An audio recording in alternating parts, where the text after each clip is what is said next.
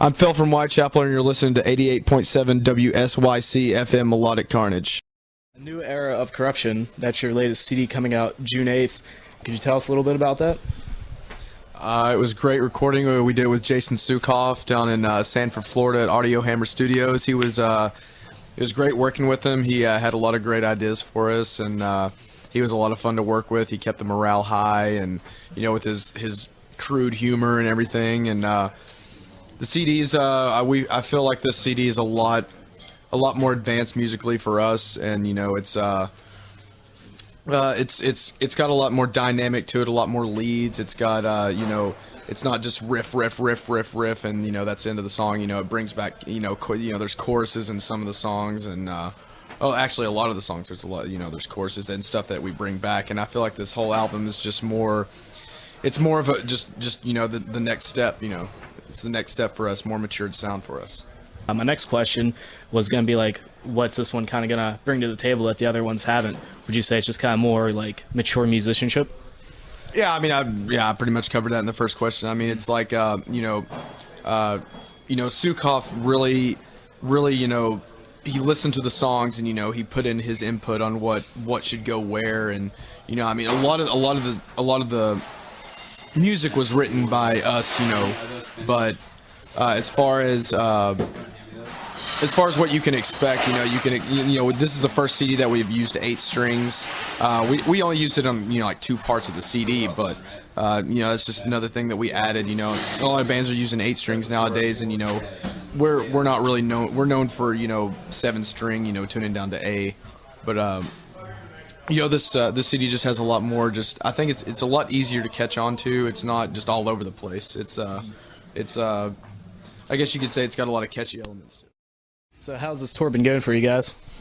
It's been going great. We started New England Metal Fest in Worcester, Massachusetts, and it's been a blast since ever since that day. And we're really good friends with the Job for a Cowboy guys. We toured with them on Mayhem, and we're label mates. And Cattle Decapitation, they're also on Metal Blade, and Gaza's on Black Market Activities, which is a side label of Metal Blade. And everybody on the tour is really cool. Everybody's getting along. It's usually how all our tours go. I mean, we usually get along with everybody. We've never had any problems with anybody really. So, but everything's going great. This is day 5, 6, something like that, and everything's going great. That's awesome. So how long is this tour gonna last for? I believe this tour goes on until May 26th. I think is the last date. We still got 27, 28 more days. I mean, it's a usual tour about a month long, and it's like I said, it's end of May, and then we're home for a little bit, and then we go to Europe after that. So we got a little while to go on this one still. And kind of segues into my next one is what are you going to be doing after this tour? I saw that you're also doing kind of like the Warp Tour and the Download Festival. Yeah. We're doing Europe festivals, which is including Download, and we're doing Warp Tour this summer, and we've got some stuff planned for the fall already, and we'll be announcing that as this year starts to come to an end. But I mean we're booked solid pretty much throughout the whole year. We've got pretty much this is definitely one of our busiest years for sure. Kind of seems like deathcore is more an American thing. How do the European fans respond to it? Well, as far as the European scene goes, it's they're more of like an old school type of metal, definitely for sure. There's that crowd that's going to accept you, but I mean, it all depends on who you play with. If you're playing with the headliners, an old school metal band, you got to expect a lot of old school metalheads to be there. And if they accept you, cool. If they don't, I mean, it's not everybody's gonna like your band, but it's definitely a lot different over here than it is overseas. Especially in Europe, and the UK is a little bit more accepting. They've but Europe is just kind of like a like I said, it just depends on who you're with on the tour. The tour package definitely makes it different. Along the lines of tours, when people think of the Warped Tour a lot, they think of kind of like punk bands or something like that. How do you guys think you'll fit into this?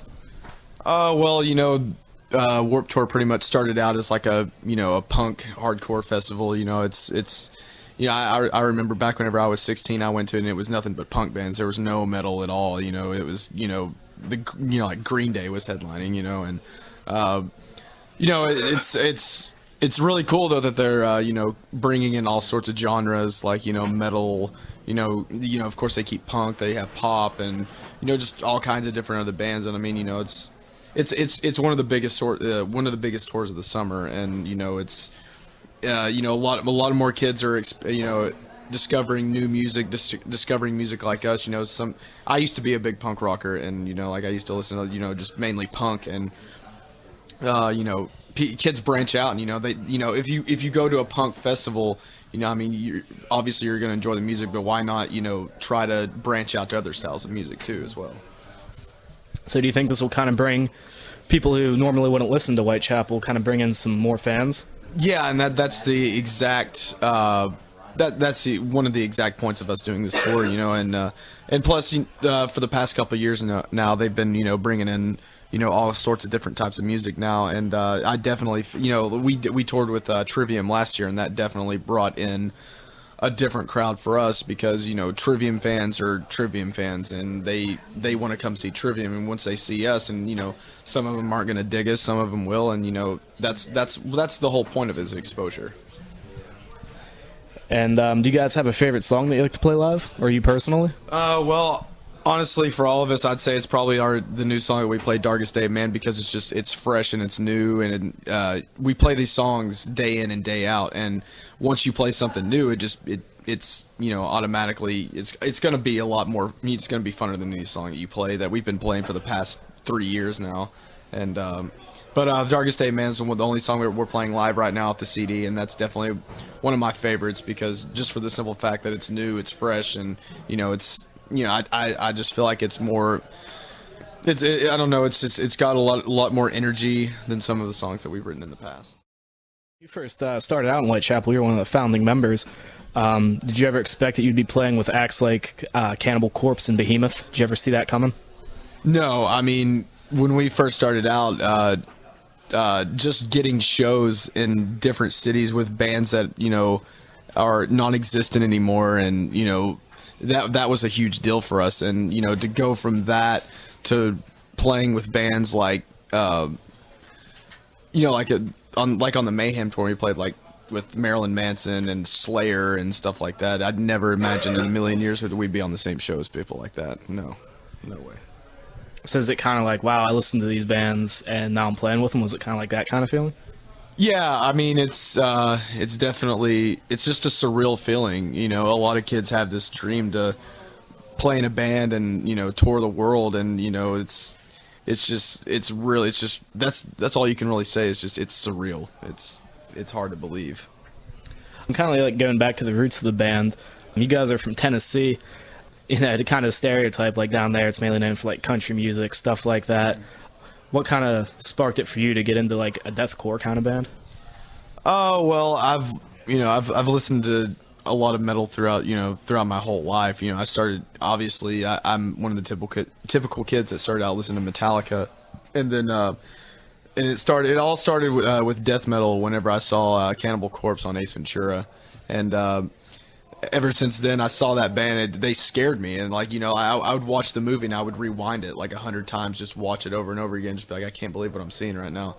And that's pretty much where it started, and I discovered them, and I looked into the genre of death metal because I didn't know what it was at that age, and that's basically where it all started for me. And Cannibal Corpse has definitely been a gateway band for me, is just like Metallica, just for any other metalhead. And when you started Whitechapel, the backstory is kind of cool with like where the name came from. Could you first tell us about that? That was kind of it's just you look for a name. I mean, sometimes bands have names that actually have meaning towards the band, but sometimes it's just you can't be in a band if you don't have a name, and I was just kind of brainstorming one day, and then I just thought about Jack the Ripper, and I was just like, I know that he's notorious killer and everything, and did some research on him, and I saw, the district of where he was killing them, Whitechapel, and I was like, oh, that's kind of has a ring to it, and I ran it by everybody, and we had scattered a couple band names, and that one is the one that definitely stuck, and we just kept it from there. And then because coming up with a band name is just really annoying, honestly, and you eventually have to come to an agreement, and everybody liked it, and we just figured, why not, let's just keep it at that. So how are you kind of received in your hometown? It's great. I mean, the Knoxville scene's always supported us, since day one. And kids get older, they grow out of certain things, and but as far as but the thing is that they grow out of it, but they're the reason that all these other people are hearing about it, and because everybody talks within the music scene in your hometown. Every town, everybody talks within the music scene. Everybody talks about bands that are coming out, bands that are performing, and we don't play our hometown really that much anymore. Anytime we really do, because a lot of tours don't really go to our hometown, and anytime that we usually do play, though, it's usually if we're doing a headlining tour or if we're off and we're at home for a while, and we'll book a show at one of our hometown venues. And but as far as the crowd reaction goes, I mean, it's still great, and the kids that used to come out to the shows don't really come out to shows anymore. Like I said, they just get older and they just get burnt out on it. But it's still great, I mean, I wouldn't want to be from anywhere. I have 3 guitarists in this band. Could you tell us how you utilize that? It honestly started as a mistake. It wasn't really planned, because me and Ben and our old guitar player Brandon had started the band, and I'd gotten in contact with Alex, and he told me that he had a bass player that was looking to play in a band. His name's Gabe, and drummer Derek, and it was kind of like a the 2 trios. Then like we wanted to all be in the band, and we didn't want to hurt anybody's feelings really, and we just all kind of said, what the hell, let's try 3 guitars. And at first it was kind of it was kind of, I don't know, it wasn't going really well in the beginning, but once we all kind of learned the songs, learned the material that we were writing at the time, we started to play more, and tried to figure out how each other actually played and everything, and it was it was good from there. I mean, it's still hard, because it's 3 guitars, just blaring over bass and drums and vocals, and but you just have to be careful with it. You just have to know how to use it, and I really feel strongly that we're one of the few bands that can actually utilize it.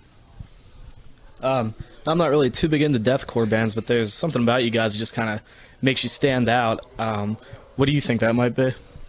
Like I said, I mean, just like we just said, the whole 3 guitar act and everything. But with the vocals, I try to have a broad range. I don't want to just sound monotonous through the whole CD, and just the writing style and the I guess what do you call them, the flow, just like the what's it called? Yeah, the ambient sound that we have, ambient sound, whatever you want to call it, and just the mood that's being set. It's really dark. It's not. We utilize melody, but see, I'm not a guitar player, so I don't really know the guitar lingo. So, but just like the chords that the guys use in the band, and the style of writing that they use, and how they utilize 2 guitars doing a harmony and one holding the rhythm, and Kevin's got a lot of really interesting fills and rolls that he does, and just he comes from a background. He's not the biggest death metal drummer in the world. He's not the biggest he's into a lot of different other stuff, and he likes to play atmospheric stuff too. So, and we all just kind of bring, it's 6 people in the band. We all 6 of us have our own little favorite styles of music that we like, and we all just bring it in together. And you write your own lyrics, right? Yeah. And I mean, how do you come up with that? I guess just like any other author of just sit there and brainstorm and just think about stuff that could pertain to something in my life, something that can pertain to something in somebody else's life, something that's real, something that's not.